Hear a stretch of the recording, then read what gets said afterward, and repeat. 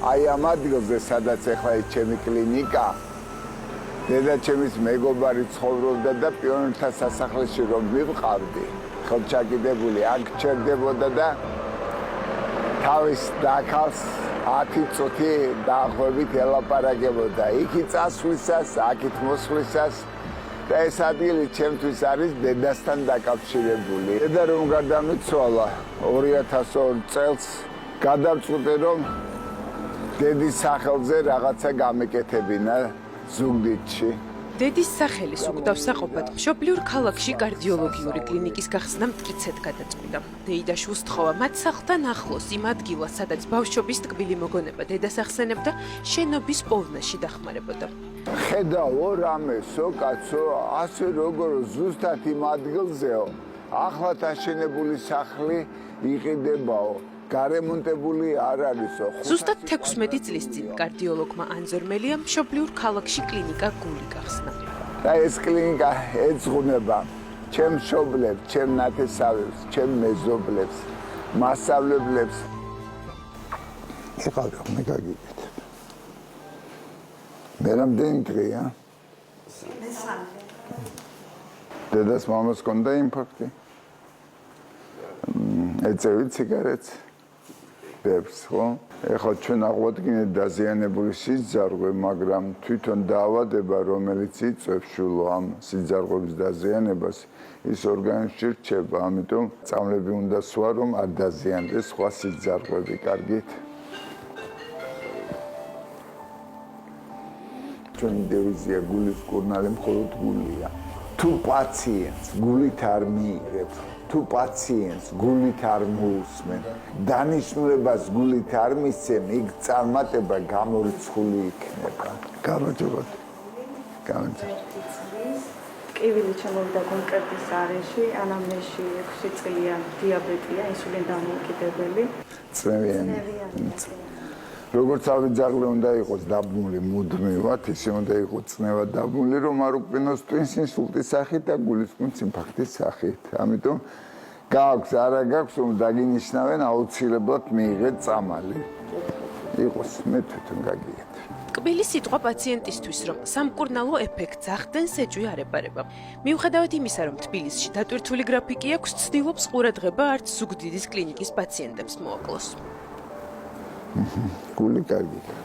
თავი ინფარქტი არა და სიძარღვების უთაკავთ. 85% შემთხვევაში წნევის მიზეზს ვერც ერთი ექიმი მსოფლიოში ვერ ადგენს. თბილისში იყავი და თბილისში ჩაგიყენეთ სტენდები, როდესაც 73 წლის ვახტანგ შონია მიოკარდიუმის ინფარქტით ანზორმელიასთან 13 წლის წინ თბილისის კლინიკაში შევიდა. მაშინ კორონაროგრაფია სტენტირებით ჩაუტარდა. მას შემდეგ მუდმივად არის ანზორი ექიმის მეთვალყურეობის ქვეშ. ტკივილი რომ დაგეწყოთ, დავუშვათ დილის 9 საათზე. მუდმივად გრძელდებოდა. აჰა, მოგეშვებოდა, მე ისევ დაგეწყობა. ამას აქვს მნიშვნელობა ყველაფერი. მოცემცემი არითმია შეტევები გაქვთ ალბათონო? ამაყობს, რომ თანამედროვე სტანდარტებით უახლესი ტექნიკით და აპარატურით აღჭურვილი ზუგდიდის კლინიკა პაციენტების სრულ მომსახურებას წლებია წარმატებით ახერხებს.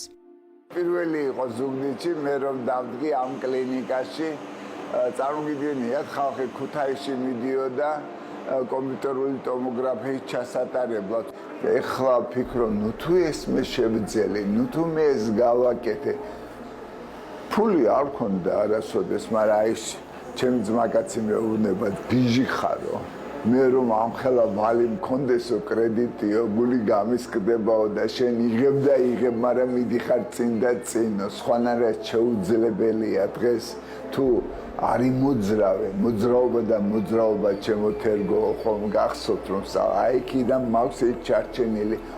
თუ არის მოძრავე, თუ ყოველდღიურად რაღაც ახალი არ შემატე, მაშინ შენ საქმე ცუდად არის. რას ვიფიქრებდი მე რომ ამ სიბერეში ვიქნებოდი ზუგდიდის მერობის კანდიდატი, მაგრამ რა ბედნიერი ვარ თქვენ არ წარმოგიდგენიათ, იმიტომ რომ როგორ უნდა მოგარიყავი ისე რომ არ მენახა ის სიყვარული, ის დათესილი სიკეთის პასუხი, რასაც მე ყოველდღიურ შეხვედრებზე ვგრძნობ. აი საზღვარზე, შორეულ სოფლებში ხალხს რომ ხვდები, მე თქვენთან ვარ ნამკურნალები, მე თქვენთან ოპერაცია გავიკეთე, მე თქვენთან სტენდით ჩავდგი. არ ყოფილა სოფელი, სადაც ჩემი პაციენტი არ ყოფილიყო. ეხო გავუკეთე მაშინ და ჩემი ტელეფონი ერთი წამითაც არ ითიშება. ღამე შუა ღამესაც რომ ზარი ირეკება, პირველ ზარზე ვიღებ ტელეფონს. აი ასე იქნება მერობის დროსაც.